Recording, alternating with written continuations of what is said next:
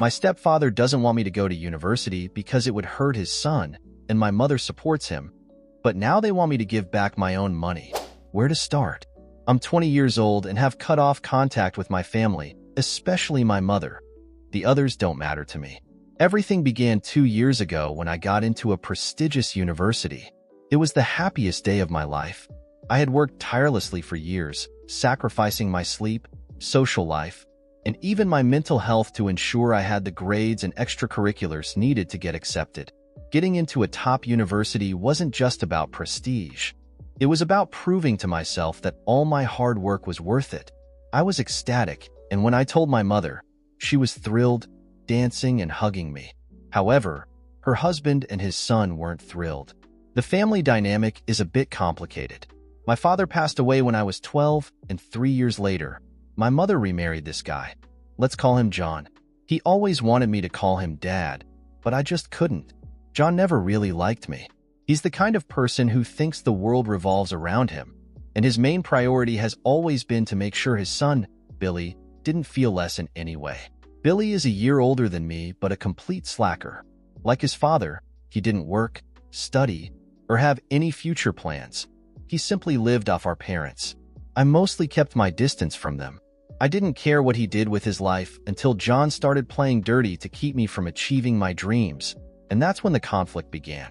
When I told them about my acceptance, John gave my mother a strange look, and all her excitement vanished as he sat down next to her. I asked what was wrong, and he said, "It's just surprising that you got accepted so quickly." Then, with a doubtful tone, he asked when I had applied and how I planned to manage the costs. I replied, "My father left money for my tuition. I'm going to use that." He looked at my mother and said, "Oh, that money. You should have informed us of your plans." I wasn't in the mood to argue, so I answered politely, I didn't have high hopes of getting accepted. It wasn't easy, so I wanted to wait for the results before telling anyone. He didn't seem satisfied with my response and continued to question me as if I were being interrogated. I told them the dates I'd be leaving and asked my mother to settle my fund as soon as possible. Since I was born, my father had set aside money in a trust for my tuition. After his death, it was left under my mother's control until I turned 18. John and my mother were less than thrilled. In fact, they were completely against it. They didn't see this as a life-changing opportunity for me. They saw it as a threat. The next morning, my mother shyly suggested I consider enrolling in a nearby community college and dropped the idea of going to such an expensive university. Naturally, I got upset and asked what was going on. She kept giving me the same response. "I'm just scared of sending you so far away." No matter how much I pressed, that's all she'd say. I broke down. Who wouldn't? Instead, she asked me to give up on my dreams. Finally, she broke down herself and admitted, "He's worried Billy would feel hurt." I lost it, yelling, "Why on earth is he trying to control my life?" John entered the room at that moment, and I realized he had been eavesdropping. He said he was proud of my achievements, but, as parents, they needed to be fair to both children. He said it wasn't fair for me to go to a top university while my brother went to a community college. I was speechless. Billy, who had never lifted a finger in his life, was suddenly the victim because I had achieved something. I argued that I had worked relentlessly for 2 years, sacrificing all my happiness, comfort, and leisure for my dream. And now they were tearing it apart because it made Billy look like a failure. I wasn't going to accept that. John got angry when I called Billy a failure, although it was the truth. He's lazy. He does nothing all day, stares at my friends when they visit, and spreads rumors about me and them. Billy, who was at home, joined John in ganging up on me, saying I had no right to comment on him or raise my voice. John even tried to hit me, but I dodged. I'm not some thug who fights like he does. I told him if he tried that again, I'd report him to the police for some suspicious activities he and his friends were involved in at his buddy's shop. He backed down immediately, cursing and calling me names. I told John and my mother that I was going to university whether they liked it or not, and that's when things really went south. John threatened to cut me off financially unless I dropped the idea. He said the money my father left was under my mother's control, and they would ensure I didn't see a penny if I kept going with my plan. He even had the nerve to suggest I take a gap year to reconsider my decision and give Billy time to get his life together. I looked at my mother, hoping she'd support me, and asked, "Can you please back me up?" But instead, she started crying and said, "What can I do? I'm torn between you two. We need to respect his wishes. He's the head of the household." Head of the household? What nonsense. I stormed out after saying that. It was the first time I'd spoken like that in front of my mother. I spent the day at a friend's place, and when I came back late that night, my mother approached me, upset about how things had escalated that morning. I thought she regretted not standing up for me, but boy, was I wrong. She told me that my decision was ruining her marriage and asked if my dream of attending an elite university was worth risking her marriage. I was speechless. I felt like I was living in an alternate universe where logic didn't exist. She begged me to listen to John, not for my own good, but because she feared her marriage would fall apart if she didn't feed her husband's fragile ego. I lost it and told her I was sick of being manipulated by her tears, and if her marriage was so fragile, maybe it wasn't worth saving. Then came the worst part. She got aggressive and gave me an ultimatum. Choose her and go to community college, or choose my dream university and leave forever. It might have been an impossible decision for most people, but for me, it was crystal clear. I looked her straight in the eyes and told her I had a better option. She should choose between me and her husband. And guess what? She chose him. It wasn't a surprise. She and John tried to withhold my father's fund from me, but I involved my dad's lawyer. A single call from him, and they handed over the documents and check. I packed my things and left for university, and I haven't looked back since. Now I'm in my second year of a 4-year program. I'm not going to say I'm living my best life or anything like that. Getting accepted into these universities is one thing. Graduating from them is another. You have to sweat and bleed for that degree, which is why it's so prestigious. So, all this drama happened 2 years ago. Just last week, my mother started texting me, asking how I was doing. Yesterday, she told me she'd come to visit. I replied that I didn't want to see her, but she sent me a picture of her plane ticket anyway. She said she was sorry and wanted to fix things. Now I'm confused. Part of me wants to ignore her, but the innocent, naive part of me wants to confront her, hear what she has to say, and maybe even ask about her toxic marriage. I'm curious. How's that going? If they're even still together. What do you think? Update 1. Apologies for the delayed update. I gave some details in the comments, but here's the full story. After much thought, I met with my mother. At first, everything was warm and pleasant. I gave her a tour of the city, took her out to dinner, and we both avoided the elephant in the room. Finally, on the day she was about to leave, she brought it up. She started by saying, "It's been so fun spending these 2 days with you. It brought back so many memories from your childhood." I replied, "I wish it was still that way. Everything was so good when Dad was around. Even after he was gone, I still enjoyed spending time with you when it was just us." She interrupted, "Yes, but we have a family now, and we should all respect each other. It would have been so nice if John and Billy had come with us, and we could have enjoyed it together as a family." At that moment, my perspective on her changed completely. I wanted to stop her right there, but I decided to let her continue to see where this was going. She continued, "John loves you as much as he loves Billy. He was upset because he was scared to send you so far away. There was another reason he opposed your tuition. He wanted to use that money to fund his business. But I didn't give it to him. I gave it to you. I chose you over him. That's why he threw a little tantrum. You're a man now. You know how men act when they don't get what they want, especially when it comes to money. They get cranky." Then, after babbling about nonsense and beating around the bush, she said, "Sweetie, I was wondering if you could call John and apologize. Or maybe invite him here this weekend. I'm sure he'd forgive you if you made an effort." I looked at her in disbelief, and she brushed it off, saying, "Oh, come on, be a man. Just say you're sorry and make things right." Apparently, she wanted me to apologize for causing problems and tension in her marriage. I was furious.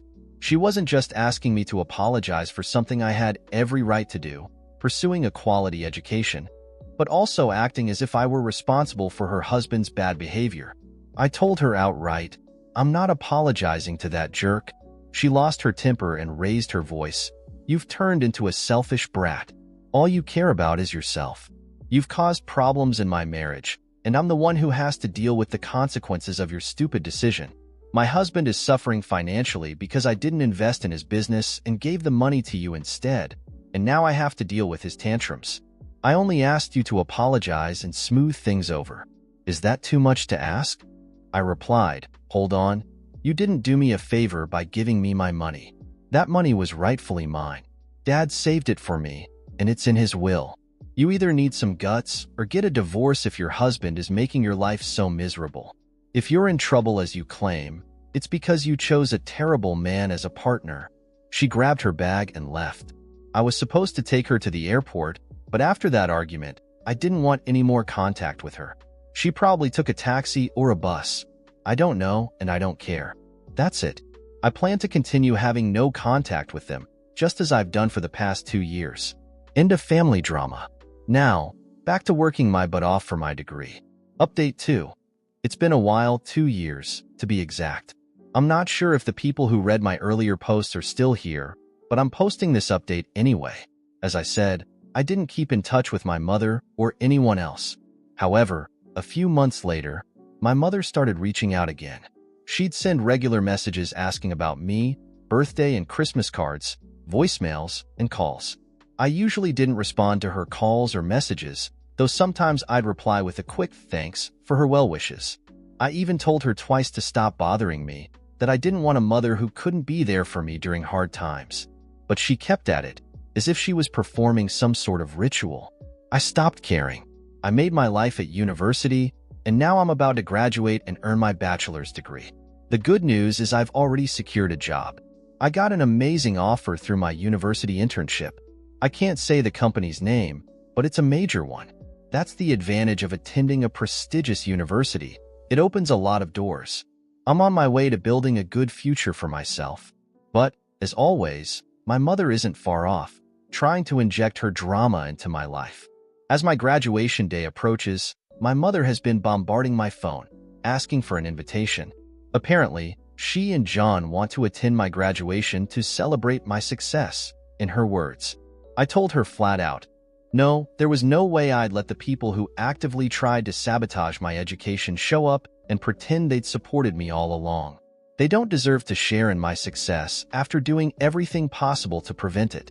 She didn't take no for an answer and kept pushing for an invitation. Her messages ranged from sad, saying she couldn't believe I didn't want her there, to trying to guilt-trip me, saying she's my mother and raised me as best she could.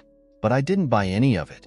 She says seeing my graduation is like a dream come true for her, and that I'm denying her that moment of happiness. But I didn't budge. Now my finals are over, the results are in, I got the job, and my graduation ceremony is this Friday. I didn't tell my mother about the job, but last week, a friend of mine posted a story congratulating me on the offer, and I shared it on my Instagram. That's how they found out. Since then, John has been calling me nonstop, without sending any messages, just calling. I ignored his calls for a while, but then I thought, I'll confront him. I answered, and he got straight to the point. Summing up, he said, "Kid, I don't know what game your mother is playing. I don't understand it, and I don't care. All I know is you owe me the money you took. You used up all the money we had for college. I needed that money for my business, and your mother gave it to you. I hear you landed an impressive job, so now I want you to give me that money back." I laughed in his face. Well, not literally since it was a call. I told him, I don't owe you a cent. That money was my father's, and no one has any right to it, not even my mother. He lost it and yelled, "Then why did your mother tell me she had so much money when we were dating? I asked her to put it in my business, but she kept putting it off and then she gave it to you." I was done listening to him. I yelled back, "I don't want to be in the middle of your problems. They don't concern me, and I don't care. All I know is I don't owe anything to anyone.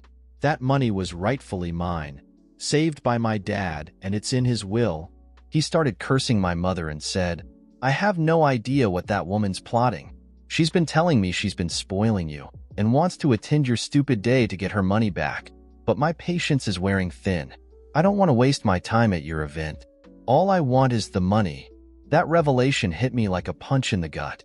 So my mother had been trying to manipulate me emotionally. not happy or proud of my success, as she claimed, but doing everything to get me to give her the money to hand over to John. I didn't say anything else and just ended the call. He called me several more times, but I didn't answer and eventually blocked him. I also blocked my mother, but before I did, I sent her a message saying John had exposed her true intentions, and I didn't want to call her mom anymore. I was in a daze for the next 2 days.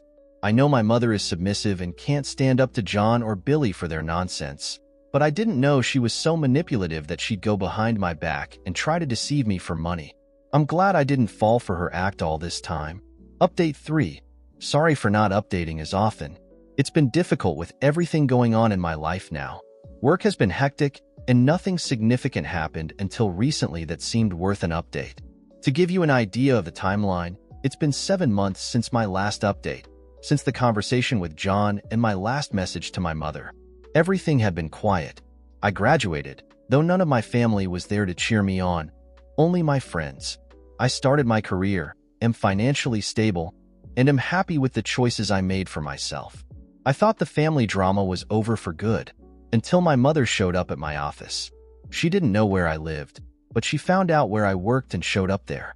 I had to see her since she was waiting in the lobby. She started crying when she saw me and hugged me. I wanted to push her away, but I avoided any confrontation at work. I took her to a nearby cafe. She insisted I take her to my place, but I refused. She told me that John had divorced her because she couldn't get the money back from me, and now she was alone and wanted to rebuild our bond. I was shocked by how convenient it was for her to contact me, expressing her desire to reconcile as if nothing had happened. I confronted her about what I'd learned from John.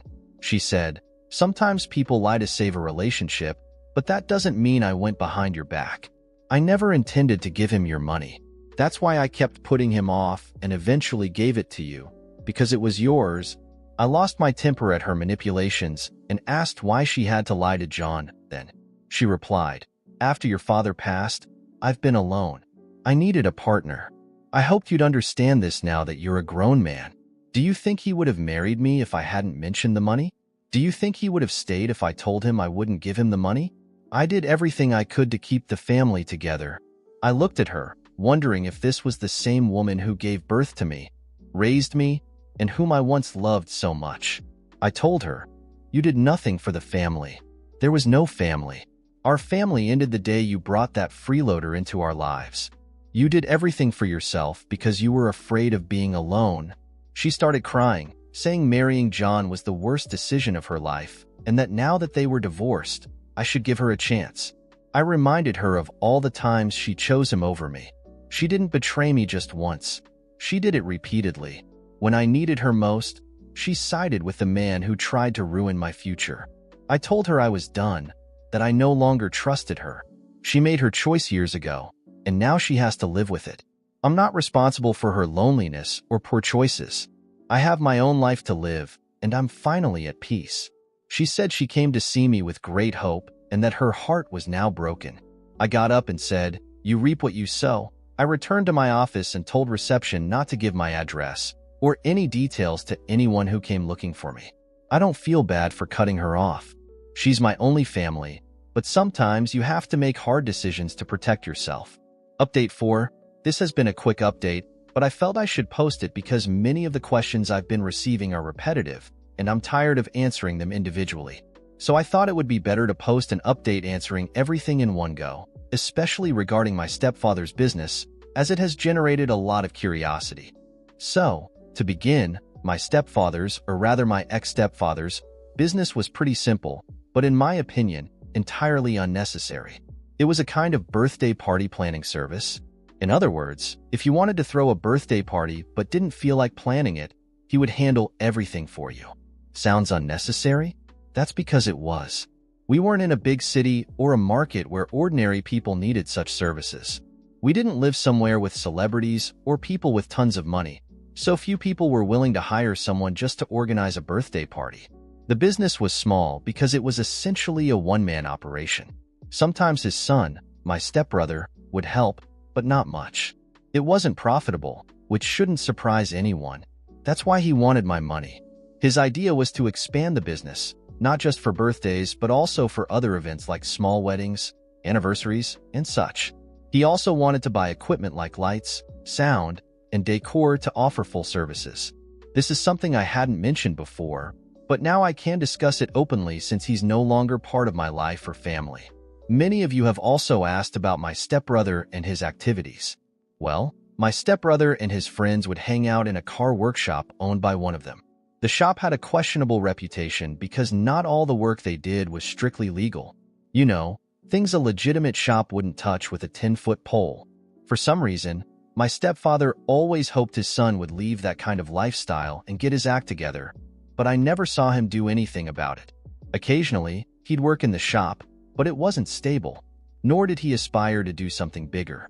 It's not like he'd give it up to find a real job or go to college. And the most disappointing thing about all this is that my mother knew all of this. She knew exactly who John was and who his son was. She knew they didn't have the best intentions and that his business was going nowhere. And still, instead of supporting me and putting her own flesh and blood first, she chose to side with them. That's the part that hurts the most. Any decent mother would have ended that marriage immediately. She shouldn't have married a man like that to begin with. But after much thought, I believe my mother has always had this emptiness since my father's death. Instead of seeking professional help to cope with her grief and loneliness, she decided the best solution was to find a replacement. Unfortunately, the replacement she chose was John. I hope this clears up many questions and saves me from answering them one by one in the comments. Update 5. After several months without checking in and since no one has had further questions, I've come back with a brief update on my mother.